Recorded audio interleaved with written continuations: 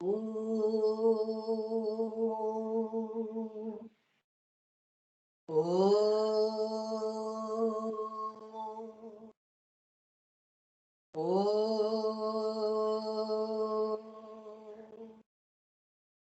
साईश्वराय विद्महे सत्यदेवाय धीमहि तन्नः सर्वः प्रचोदयात्। ॐ साईश्वराय विद्महे सत्यदेवाय धीमहि तन्नः सर्वः प्रचोदयात्। ॐ साईश्वराय विद्महे सत्यदेवाय धीमहि तन्नः सर्वः प्रचोदयात्। ॐ शान्ति शान्ति शान्तिः।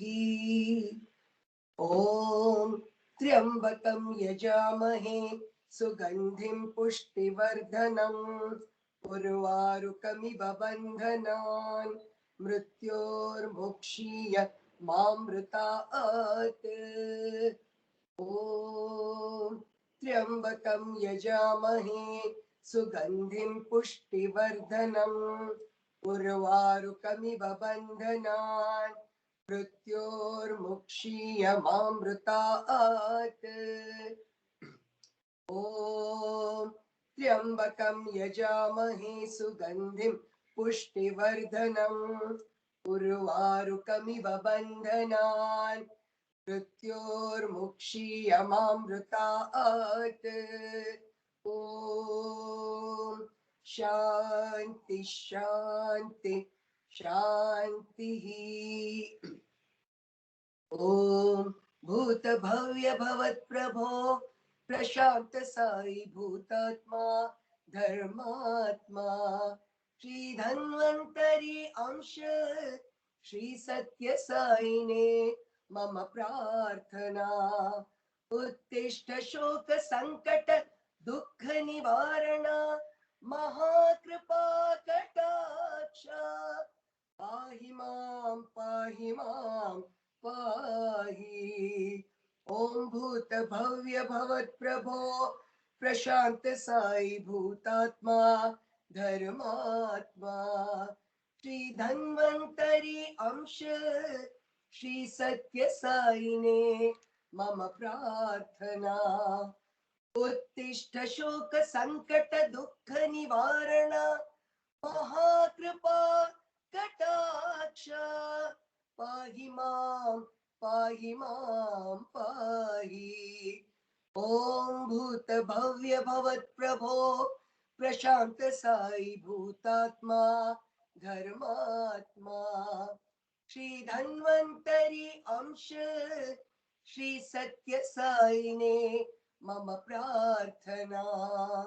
उत्तिष्ठ शोक संकट दुःख निवारण महाकृपा कटाक्ष पाहि मां पाहि मां पाहि। ओम शांति शांति शांति। Sai Ram to all. Sai Ram. Good evening to all the devotees of Sri Sai Sparshan, and welcome to today's 52nd Satsang session.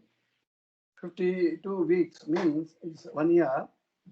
It's divine blessings of Swami has been possible to continue this Satsang session for 52 weeks, and thanks to all the organizers of Sai Sparshan and seeking the blessings of Swami, we'll start today's session.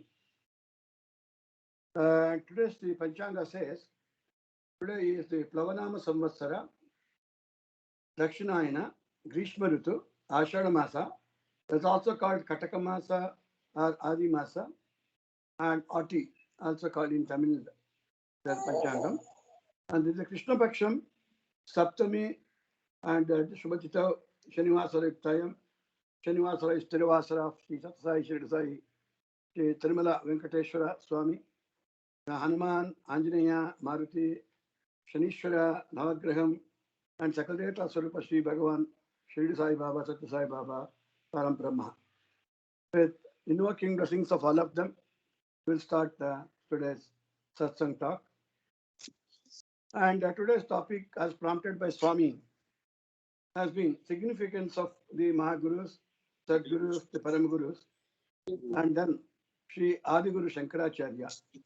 And he is called Adiguru, Paramaguru, Yuga Purusha, Shankara, all these various names, because Shankaracharya or Shankara, he is an avatar of Shankara himself, like Swami is an avatar of Shiva and Shakti. And Shri Sai Baba was the avatar of Sri Shankara. And therefore, even God, when he takes avatars, one of the significant role God does in any avatar is first teaching. Like any guru, teaching the good people, making them better, and then in the process, converting, transforming the bad and the wicked people to also become good. That is the transformation through Upanishads, through various activities and other things. So now, since we know through Swami's various stories that how Swami was able to transform a very large population of people.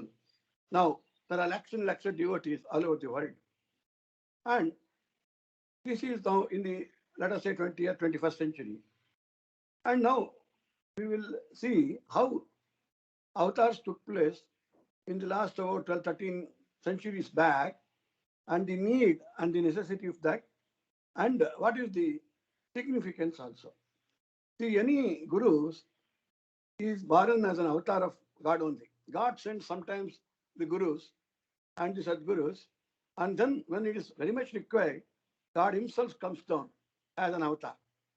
Therefore, God is not restricted to Dashavatara or the 10 avatars only, but several hundreds of avatars. And in one Bhagavad Gita, Krishna says, I have taken thousands of avatars, many of which are not known. And any avatara means descent of God from the heavens to the earth in order to elevate, uplift, and take them to higher heights and transform the people from adharmic to dharmic ways and make them spiritual, the progressive, and induce kind of spiritual moksha to each of them. That is the real purpose and objective. Now, regarding Swami Shankaracharya, Shankaracharya's story is a very important one because Swami, in his various discourses, used to recite, quote from Shankara's life stories and also from the Rajagovindam stotras, which are very famous, and the Kanakadara stotras, and many other Lahari, Saundarya Lahari, and many other the compositions of Sri Shankaracharya, which is famous everywhere.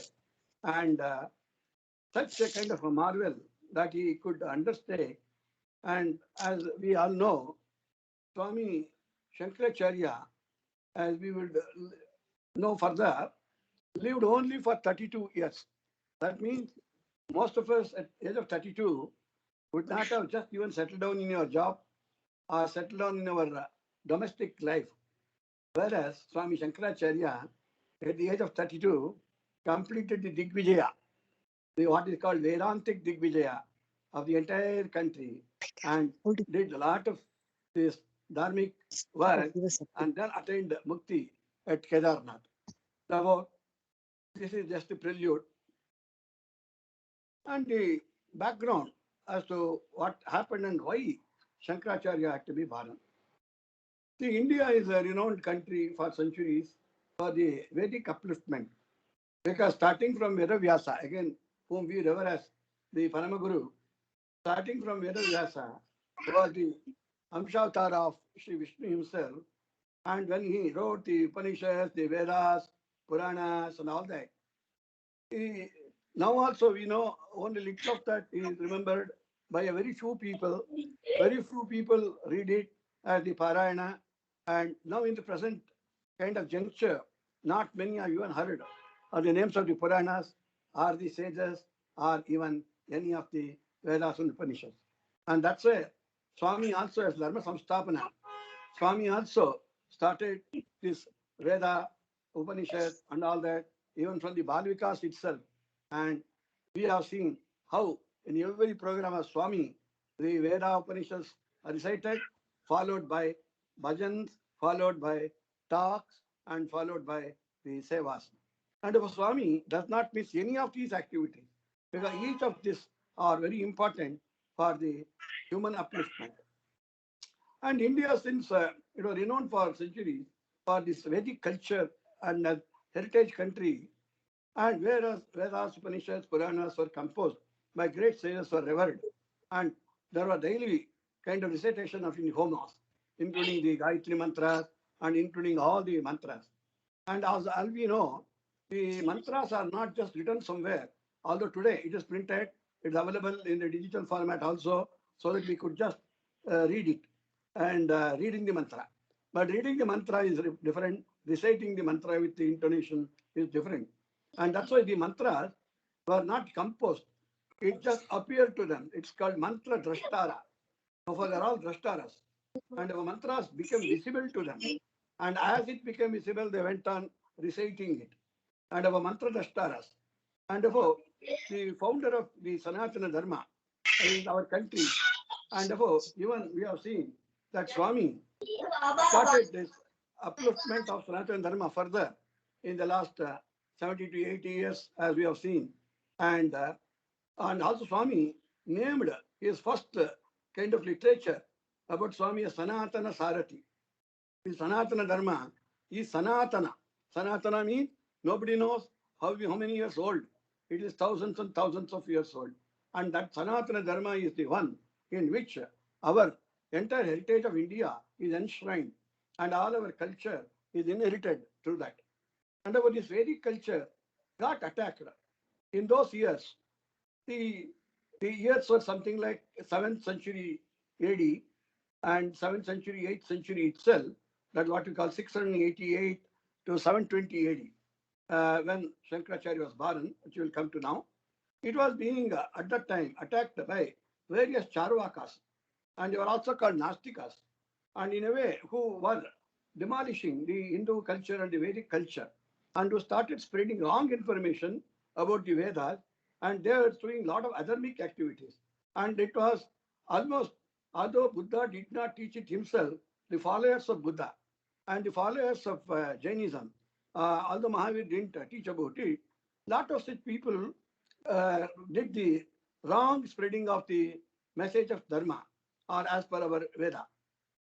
And therefore, some of these people, the Buddhist disciples and Jains disciples, some of them good poets and scholars, they got the king's protection at that time. And therefore, Jainism and Buddhism flourished. And Hinduism was almost collapsing. And that was the period when something had to happen to bring up the Hinduism, bring up the Vedic culture. And that's where Lord Shiva decided that he will take birth as Shankara and become Shankaracharya to propagate this entire Vedic Dharma all over Bharat and to take it up. Like the Varaha Avatara and some other avatars where God Vishnu came down and uplifted the entire thing. And that's what was done. And therefore, this was the kind of a prelude or the background before which Shankaracharya was born, and the culture and the conditions in Bharat had become almost chaotic and in doldrum. A lot of violence was spreading, adharma was there, dharma was declining, and there were no proper kings to look after and sustain the dharmas. Under such a chaotic condition, the birth or the avatar of Sri Adi Shankara took place. Now, like in Bhagavad Gita also, Krishna has always declared that God will not care how many births he has to incarnate. and come an avatar. He will take as many as required, as and when needed. That's what even Swami did. And that's how all this avataric kind of proclamation, and the objective is to come and uplift the Dharma, and so that it does not decline. And sadhus are not affected, good people are not affected. This is what is important. Now, in this conjuncture, in Kerala state, near Cochin, or Kochi now, and we all know very near to Cochin airport or Kochi airport, about just 5 kilometers from there, there's a small village called Kalati. And under the banks of the holy river Purna, like we say in our Vedic proclamation, whatever is of God is Purna. Purna means infinite. Purna means full. Purna means never empty. That means that is the Purna. That's why it's called Purna Prajna Brahma. And therefore, this river is aptly named Holy River Purna. And on the banks of this Holy River Purna, a pious Brahmin couple called Shivaguru and Aryamba, they were living in this Kaliti, and they were devoted to God Shankara, and they were worshipping God Shankara of a temple near Trichur also, and then later at Kaliti also, they went on worshipping the God Shankara. And the person actually, the Shivaguru, was a good scholar, and he belonged to Atri Gotra, and Krishna Yajurveda, and Taittiriya Shuklava, Chaitanya Shaka. He was following the Chaitanya Shaka. And by Lord Shankara's grace, a son was born to this couple, Shivaguru and Aryamba. And this birth of the son, who was named as Shankara, took place on 688 AD. That means nearly about 1,300 years back, as per the research that has been done.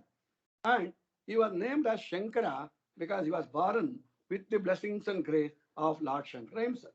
And this boy, even at the small age of even less than 3 years, he had already started learning a lot of the scholarly things, and even reciting a lot of shlokas and other things. And when he was just before 3 years old, Father Shivaguru died of some illness.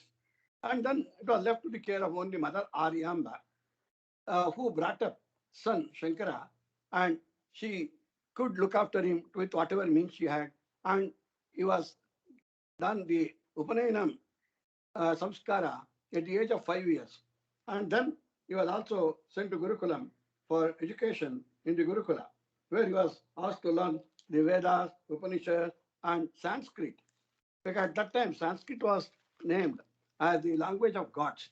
However, Sanskrit is still one of the very, very blessed language, and they call it as Deva Bhasha. That means the language in which even the gods converse. And since he was blessed by Lord Shiva and also the avatar of Lord Shankara, the boy Shankara acquired all the knowledge in Sanskrit grammar. That's why the Sanskrit grammar, also called Panini grammar, is a very important thing in the grammar. And then what's called Tarka Shastra, logic, Mimamsa, and the debates. And debates are called Tarka Shastra. Tarka debate is not just arguing for arguing's sake. Arguments are not debates. Debates are kind of very technical kind of discussion about the various spiritual aspects and about not an unnecessary topic and spiritual topics. And he had a lot of oratory skills. And about his teacher or guru declared that Shankara's education is complete because he knows everything now. Like we can remember in the Mahabharata or Bhagavata, Krishna, when he went to Sandipini Ashrama, Krishna himself had known everything. And what is that Sandipini could teach? But again, he had to kind of pretend to learn. And Krishna learned all the 64 kalas or sastras very immediately. Similarly, Rama, through Vasishta, learned all the vidyas very early. Similarly, we have seen our Swami, Sathya Sai Baba himself, although he did attend school up to some 7th or 8th standard and attending Bukkapatanam school and all that, it was just taken a pretension because he knew everything before anybody could teach. And therefore, they are the teachers of teachers. That means the guru for all the gurus. And therefore, when that is so, Shankara also did learn everything very fast. And then he was sent back to village and he came to Kaliti and lived with Mother Aryamba for some time. And knowing his scholarship and scholarly kind of culture. At young age itself, even at the young age, when Shankara was staying with mother Aryamba, the king of Kerala, the Martandavarma, also and others who were belonging to the earlier tribe of Kerala king, and they came to see him, and they were wonderstruck at his knowledge, at his prowess, and the king wanted to donate some money to buy Shankara. But as our Swami also does, Swami gives people, he doesn't take anything. And similarly, he says, I'll give and forgive. And don't get, because you get, you forget. And therefore, he did not take any money. Instead, he asked the king politely to distribute it to the needy and the poor people, even at that young age. King felt happy about that, and then afterwards he left. And then Shankara was growing up, and before he became 12 years old, he had been, because many a time, these so-called the avataras, in the beginning, they will be just as human being and do the natural acts as boys. And afterward, the very objective or the purpose for which they are born is in a way reminded to them indirectly. There will be some signs that will come to them by which they say, yes, until now, I was like a boy, I had a mother, I had a father, I had a family. Now, no more. I had to detach myself from all these worldly bondages and earthly bondages. And that's how Shankaracharya, to him, it came as a kind of a mental note that now he wanted to detach from everything and become a sannyasi and go for meditation and tapas. But however, many a time, however much Shankara had that all the kind of powers and knowledge, still for a mother, he is just a son. Like even for Yashoda, we have seen with Krishna, even when she saw Jagadodharana in his mouth, even then she was under delusion. He is still a son, small boy, and she was worried about Krishna. Similarly, like any mother would feel, Aryamba also did not want Shankara, the boy, to become a sannyasi so early in his age. He said, where is the hurry? Get married, settle down, have some children, then let us see. This is what most of us, we always talk about it. But many a time, the Yuga Purushas are not born for that. And they decide when to live and when to live. Living and living is a very important stage of decision.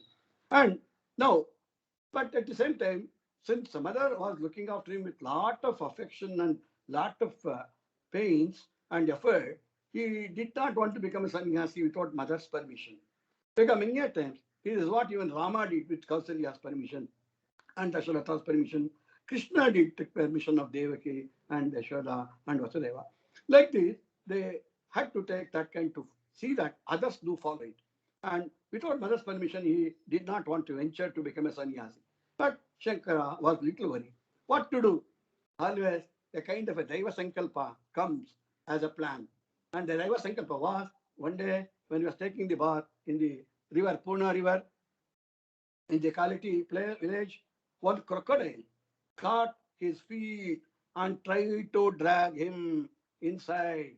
And then his mother Aryama was also sitting on the bank of the Purna river, washing some clothes.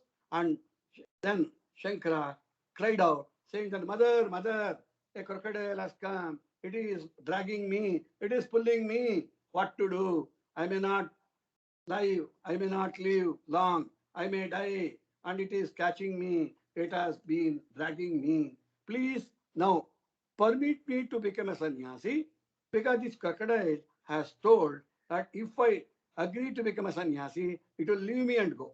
Because naturally, any animals, including a crocodile, will not harm a person who is a sadhu or a sannyasi.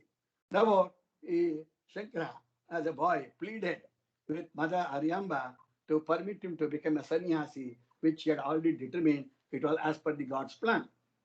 Mother Aryamba, as usual, like a good mother, reluctantly agreed because at least she wanted him to be safe, him to be first alive, and then let us see other things.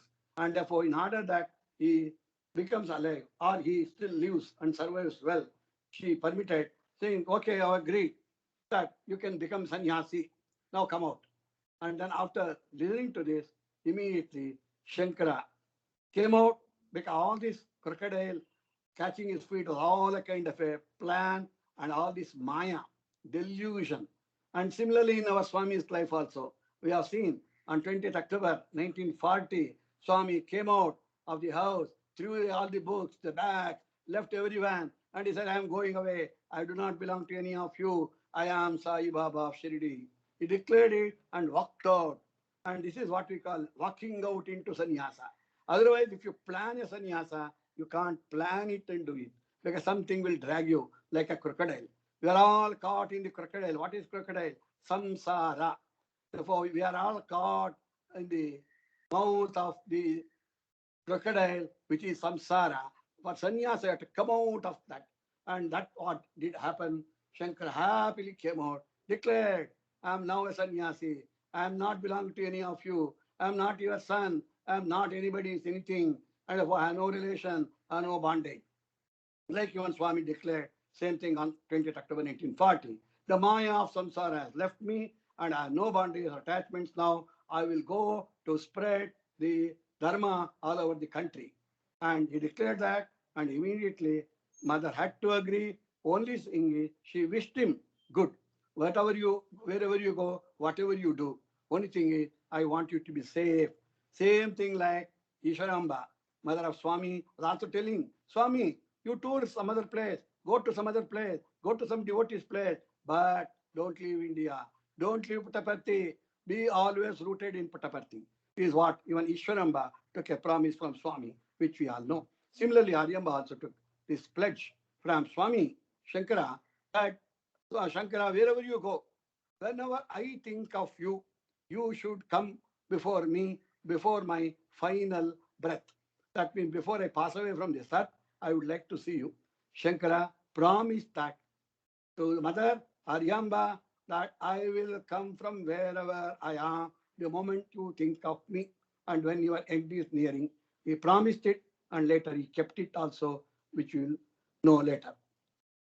Then Shankara was like this, was unattached to so many things, but even from the early stages,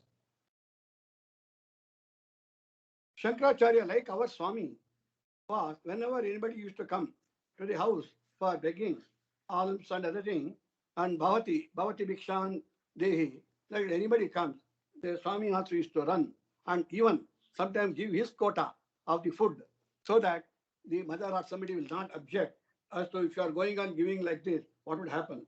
For similarly, Swami was, Shankara also was going and taking the so-called the begging from other places and saying Bhavati Bhikshan Dehi.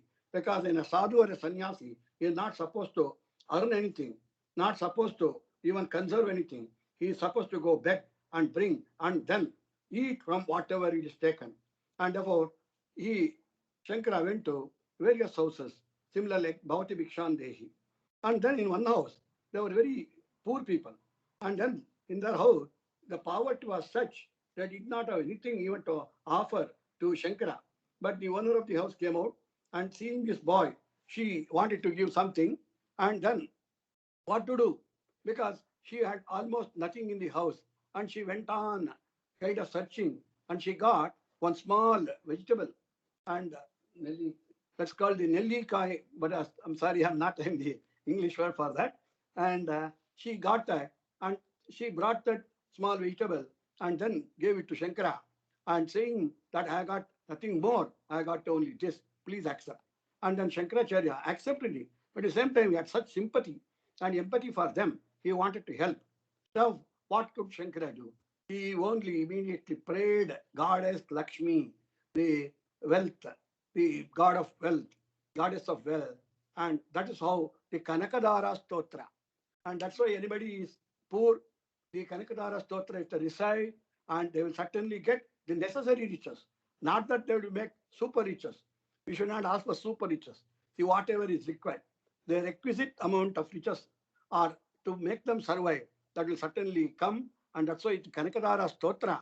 Then Goddess Lakshmi herself, she came and started pouring the Aishwarya on the poor people in their house. And then when Lakshmi Devi asked, what I am to do? who else to be done? And then when Shankara pleaded, I don't want anything, Devi, just bless these people. They should not be any more poor. And all our who are poor, at least see that they get enough for them to carry on the livelihood. And that's how Swami Shankara, he did this. And that's why Shankaracharya also told Lakshmi, goddess Lakshmi, to do this, what is called Kanakadara. And then even this place is now available from Kaliti, from 7 kilometers from Kaliti, called Swarnatta Mahal. And Swarnatta Mahal is a place where this particular miracle had taken place, and a lot of visitors go and see. And even in that house, lot of gold which was poured during that period of 1,300 years ago is said to be existing. And this is what happened as one of the miracles in the early age of Sri Shankaracharya. And then followed by this, and after he took the sannyasa, Shankaracharya started traveling, because sadhus and saints are supposed not to stay in single place for more than maximum one night, or the maximum is 3 nights. And what they say, you get attachment if you stay in one place, and we are all staying in the same places and doing the same thing for hundreds of years or a number of years. And that's why we get attached to it. The word attachment will come on that item or people on whom you get associated continuously. The sadhus are supposed to take a kind of a pilgrimage or even go out to different places, wandering as wandering bhikshukas, and spread this Vedic dharma. And then only thing is, since Shankara's mother, Aryamba, was already old, and since he was the only son, nobody else to look after her, he requested the neighbors to look after her, and then promising her that he will come and see her before her end time comes. And then with that, he left. And similarly, Ishwarambas also. For Ishwaramba also, Swami had promised during her last breath, and before she dies means the mukti comes to her. Swami had said, I will come and give you mukti to even Mother Ishwaramba. Similarly, Swami also did keep it up. And when she was in Bangalore and Vrindavanam, and when this happened, Swami rushed, and that we know that we will cover a little later also. And then he changed into sannyasi's robes and left home from Kaliti, traveled to first. He traveled because he never knew, because nowadays like this, there's a map, and there's a route, there's a path, there's a kind of vehicle to move, transportation, nothing, only by what they call by foot. He traveled, first he went to the Narmada River in the Madhya Pradesh, near Indore, and near the Omkareshwar now. The Narmada River banks, and in the Narmada River bank, even today in the near Omkareshwara, Omkar Amaleshwara, one of the Dwara Jyotirlingas, there he met the Guru called Govinda Bhagavad Pada, and a great yogi who himself was a disciple of Sri Gauda Padacharya. And he explained all the details to him.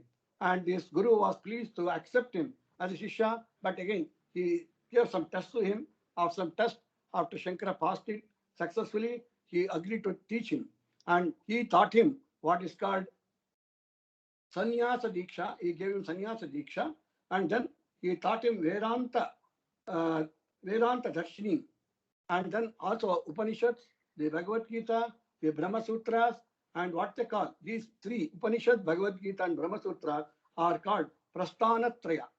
And these Prasthanatraya are very holy books and holy sutras, and they are also called Brahma Advaita Shastra.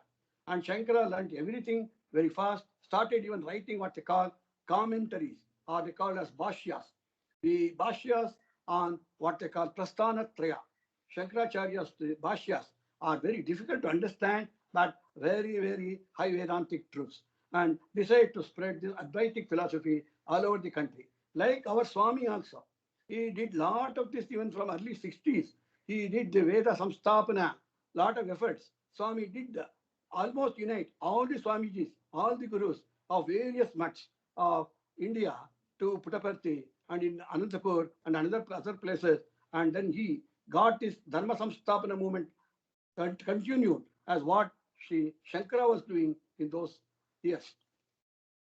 And therefore, then Shankaracharya traveled on foot again after this Narmada banks thing, as advised by Guru Govinda Bhagavad Pada. He traveled to Kashi, the Varanasi. At that time, Varanasi, even today, is a very, very holy place where Lord Vishwanatha, Shiva, almost lives in that place 24/7. He is not, he is a visiting God. He is a God resident there. He is the resident. That's why whoever visits Kashi and even dies in Kashi, they will immediately go to Kailasa. Then nothing need to be done. And that's why the Kashi is such a holy place. Sri Shankara traveled to Kashi and then had darshan of Sri Kashi Vishwanath Swami and then became the, what they call, Karutala Viksha, Karutala Vikshagaha, Tarutala Vasaga. And therefore, a sadhu should eat while begging and stay, not create a house, not create even or construct a so-called even ashram. You should stay under the rooftops of the trees. And that's what the real truths of what a Vedic person should be doing. And similarly, when this happened,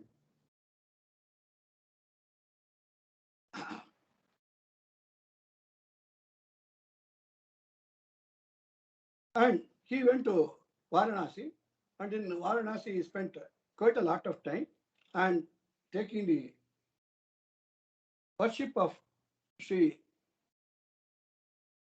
Vishwanatha Swami.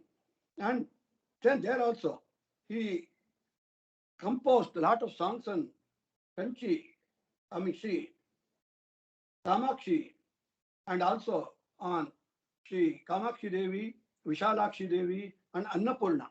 On the Annapurna Stotra that Swami composed, Shankaracharya is very famous as Annapurna Stotra. One is, first he got that Kanakadara. And then if suppose you got gold, is it enough? Can you live with that? You have to have Annadara also. And therefore, like a Kanakadara, Annapurna Stotra is requesting God, Goddess Annapurna Devi, the concept of Shiva, who is Annapurna. Again, Anna means food, Purna means full. So that we all get full food every day, and then we do not have hunger. And he started Annapurna Stotra, a lot of stotras he went on composing, and therefore there are endless. But anyway, in the next 5-10 minutes, we will try to complete the remaining part of the story. And then Shankara's virtue spread far and wide. Even a lot of Pandits of Kashi came to see him. Whoever came to see him, listened to him, they got mesmerized, like again our Swami. And whoever devotees, whoever critics, whoever whatever big people who had never no idea of Swami, as Shri Sai Baba, Sat Sai Baba, they just came. Swami used to say, just come and see me to realize me. Not just by reading some books. Books knowledge will not get you to any place. And therefore, they got similarly mesmerized and became his disciples. And therefore, at that time, the Shishya Parampara was there. And whenever they accept a Guru, they became his Shishyas and disciples. And then from South India, from the Chola, that is Tamil Nadu, a boy, Chola Rajya, a boy called Sananda, he came and became a disciple, and he was named Padmapada, because wherever he was putting his feet, the lotus used to blossom. And I was seeing that he was called Padmapada by Shankaracharya, and he also brought a lot of other youths and scholars came to respect Sri Shankaracharya and went on teaching what is called Vedanta Rahasya and spread the knowledge to all. One day while bathing in the Ganges river in the Kashi Ghat, like whenever who goes to Kashi, what is called Ganga Panam, Ganga Snanam, Ganga Arati, and Ganga Abhishekam to Vishweshwara Swami. They're all very, very, very sanctious and sanctifying. And therefore, that's Sri Shankara was doing and taking bath. Lord Shiva himself came to test him, came in the form of a low caste, one old man, and with 4 dogs with him like the Dattatreya Rupa, and came opposite to him. And as it was the custom in those days, when the Brahmin sadhus were coming after the bathing and puja, and people used to leave them way. That's the kind of a custom. And but this man, the low caste old man with 4 dogs, did not leave the way. And when Shankaracharya asked him to give side and give way, then this man, this person who was the Shiva form, and who had come as the old person. And he asked Shankara, who has to give way, this inert body or the ever-present Brahman soul? Which has to give way, the inert body or the ever-present Brahman soul? And what has to give way, what, and why? And he had some lot of conversation with Sri Shankara. And Shankaracharya didn't immediately realize, because that's what happens to the great people. Immediately thought he is just not an ordinary man. He is speaking of the Vedantic truth. What I did say to him is wrong. Because God is present in me, God is present in him also. When God is present in me, God is present in him. Also, how can one leave the way for other, and why? Need not leave the way. He can live in the way, live along with them. That's what even Swami had been teaching. And they composed at that time what they called Padyamalika, called Manisha Panchaka. Manisha Panchaka. This Manisha Panchaka is called Chandalostu Satu Dvijostu Guru Rittesha Manisha Mama. So he realizes that although he looks like an old man of a low caste, but even then the Brahma is in him. He is also equal to any Dvija. Dvija means the high caste Brahmin, and everybody is equal. And that's what Swami says, love all, serve all. And praying to him, accepting him as a Brahma Guru. Then Shiva appeared and gave his darshan, and he gave what's called Divya Sarupa Darshanam. Like Swami used to bless us with darshan at Shantilila and other places.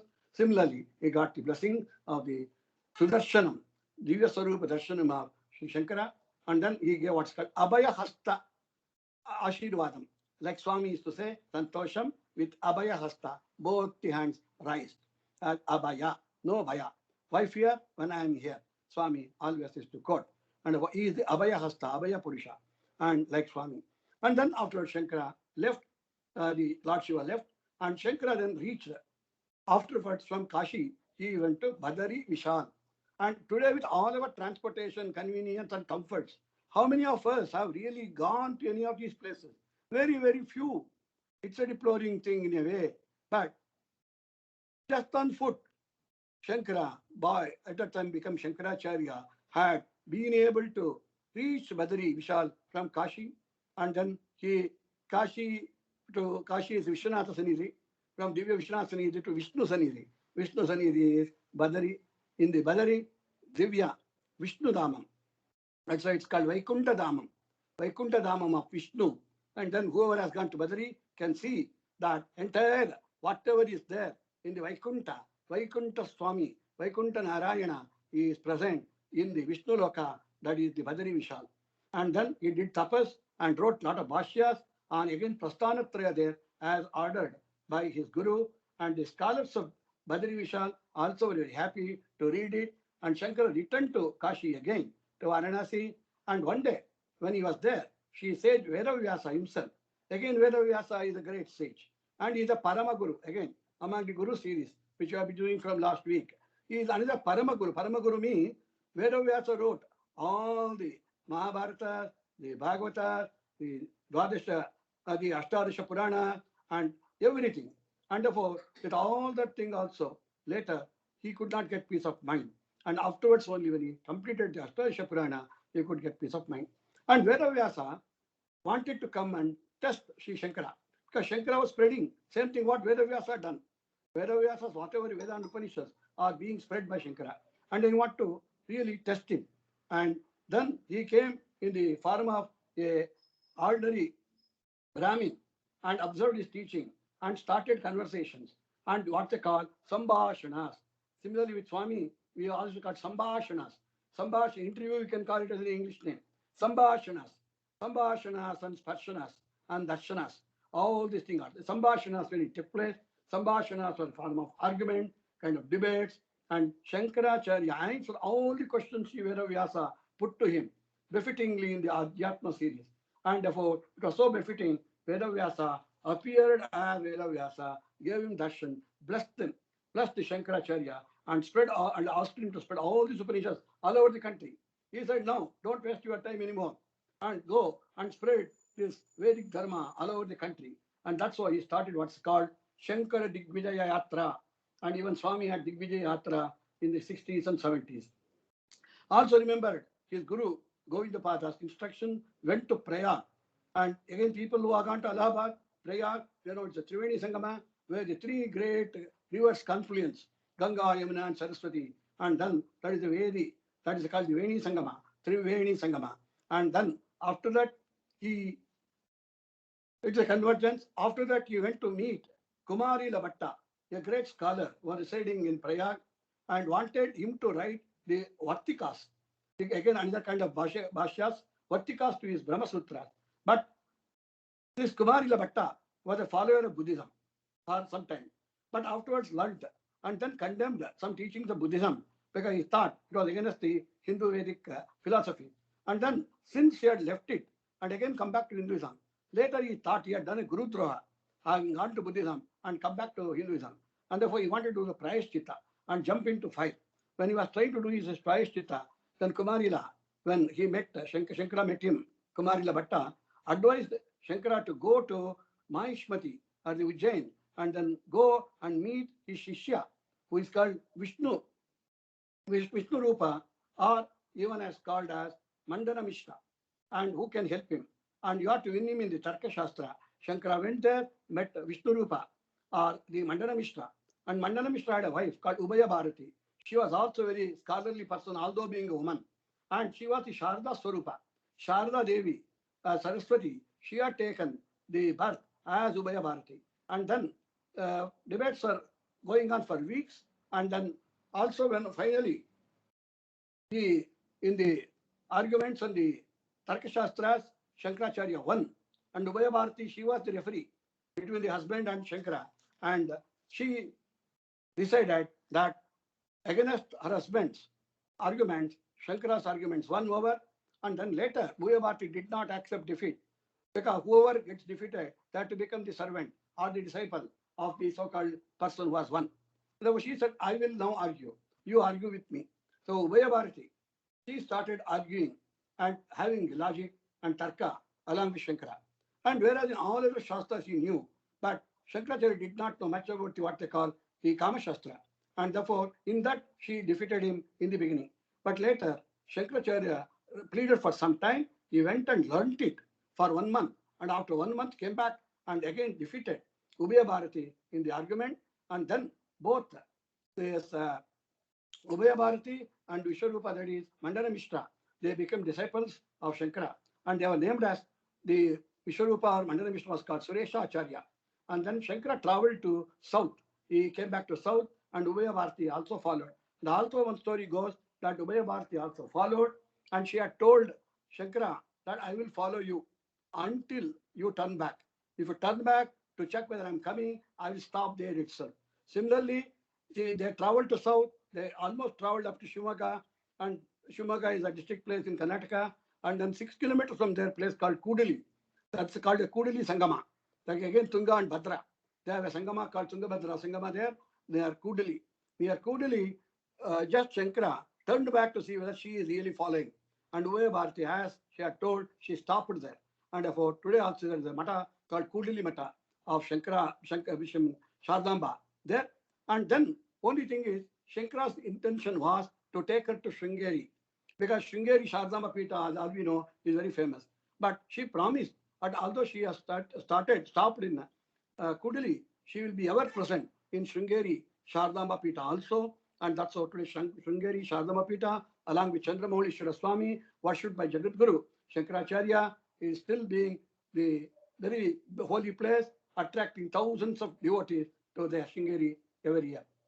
And then similarly, she, along with the Sureshacharya and Ubaya Bharati, and they came to a place called, another person called Shribali. In the Shribali, another person became the disciple called Hastamalaka. And he became disciple at Sringeri, where Vidya Bharati, as Sri Shardamba stopped and near Kudali and also continued to be in Sringeri. Then another person became devotee or a disciple called Totakacharya. Totakacharya became another disciple. Then all these 4 disciples were assigned 4 Vedas, Chatur Vedas. And that's how Padmapada, Sureshwara, Hastamalika, and Totaka. Totaka is the last disciple who joined him as the main disciple, although there are hundreds of other devotees. At Sringeri started Sharda Devi Pita. and Shardadevi idol, and declared as Dakshinamnaya Sharda Pita, Dashri Dakshinamnaya, and spent some time at Sringeri, wrote Upadesha, Upadesha Sahasri, Upadesha Sahasri, Viveka Chudamani, Shivananda Lahari, and Saundarya Lahari, and many other Laharis. Then got news about Mother Aryamba, who is in dying status at Kalati. And it was in Sringeri, he was in Sringeri. But the moment that he got that call, and immediately as promised to Mother, remembering him, and Aryam was remembering him, immediately Shankara left for Kalati on foot and reached there early morning, met Mother before she died, and she was happy to see him, and she had her last breath under his lap, and on his lap she had a peaceful death, and as promised, as even Swami did for Mother Ishwaramba, Shankaracharya was there and he made that Mother could sleep on his lap and die and have what they call Sanmukti. And she had Sanmukti merged with Shiva, the Lord Shiva himself. And therefore, then the question came, since Shankara was already a sannyasi is already detached. He can't do any kind of cremation to either Mother or anybody. And no other persons came near to help them to do this, any cremation. And also, even for cremation, there is required what's called Agni. And Agni is called Grihastha Agni. And from the house, the fire has to be given from somebody's house. But nobody came and offered fire. And therefore, what Shankara did was Agni Stotra he did. From Agni Stotra created the Agni. Swami used to do with the churning of the two kind of laughs. And therefore, with that he created Agni, and with that Agni cremated Mother and said, Matru Runa is the biggest Runa for anybody. This is what everybody should note. He says any other Runas, any other obligation you can fulfill, but not Matru Runa. And he says any person fit to be called as a son has to do this, what they call Matru Shraddha and cremation of Matru, a mother and father and Pitru. And therefore, even today in Gaya, in the Gaya Gadadhara, Vishnupadam and Vataruksha, the 64 kind of runas are there, and in the Gaya and under the Vataruksha, these shraddhas are done to so that there is no runa of the mother or the Matruna. And therefore, that's why Gaya Gada Shraddha, Gaya Gadadhara Shraddha, or Vishnupadam and Vataruksha are all very famous. And then Shankara was so little displeased with the Brahmins of quality, he cursed them that they'll become Karma Brashta and Veda Brashta. Similarly, any of us don't do that. We also become Karma Brashtas and Veda Brashtas. Other disciples, when Shankaracharya asked them to condemn, under 2-3 minutes they are closing. Asked them to condemn the Adharmic right and start a new Vedantic system in the Bharat, in the entire country. And that's why it is called Vijaya Yatra again. Digvijaya Yatra, Shankara started the Digvijaya Yatra. Like Swami, during 68 to 70, Swami had this Digvijaya Yatra. Now Shankaracharya went to Rameshwaram, started the Shiva Puja there, started journeying from there, went to Madurai, Meenakshi, Sundareshwara, then talked to scholars in Kerala, won them all, then went to Karnataka, Tamil Nadu, then Andhra, Srisailam, Maharashtra, Ujjain, and all other places, Triambakeshwar, and Advaita Brahma, because all the Dwadas Jyotirlingas, Sri Shankaracharya himself, he started it, and he went to Gujarat, and in Gujarat is Saurashtra, Somanath, all the states of Bharat, he went and defeated all the Buddhist and Jain scholars, spreading wrong Updeshas, who are spreading wrong Test Vedas, and glorious victory to Vedamata and Vedanta philosophy, which Swami also was preaching. And reached Kashmir, Srinagar, and then he had also gone to Sri Amarnath, and then he set up the Srinagar, what they call Shankara Hills, and went to Sarvagna Pita. And Sarvagna Pita was to be occupied only the person who is real Sarva Agna. Sarvagna means knowledge, person who knows all the knowledge. He occupied Sarvagna Pita, and the door was there in Sarvagna Pita, which would allow only the Sarvagna. And it was God's decision. And therefore, Shankaracharya was able to claim that Sarvagna Pita, because nobody from south until then were able to do that. And all the disciples and were met. And then afterwards, Sri Shankaracharya addressed his disciples and asked them and told them that his mission now, for which he was born, is accomplished. Now I will have to go back from where I came.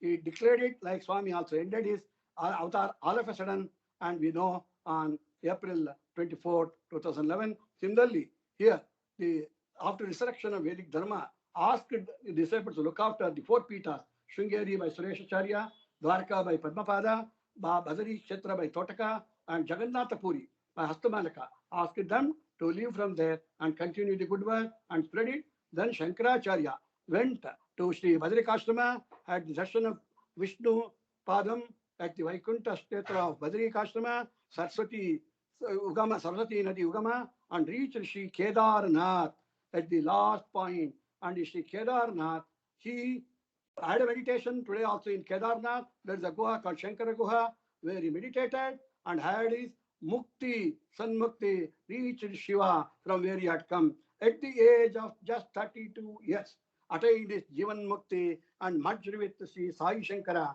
and Sri Sai Kedarnath Swami. And therefore, he did all these things at the young age and all under the trying condition and under the confluence of Bhagirathi, Mandakini, and Alkananda river. And with this, we are seeking the blessings of Sri Shankaracharya and Swami and closing this Shanti, Shanti, Shanti. One bhajan, and we are closing the session. Sai Ram to all.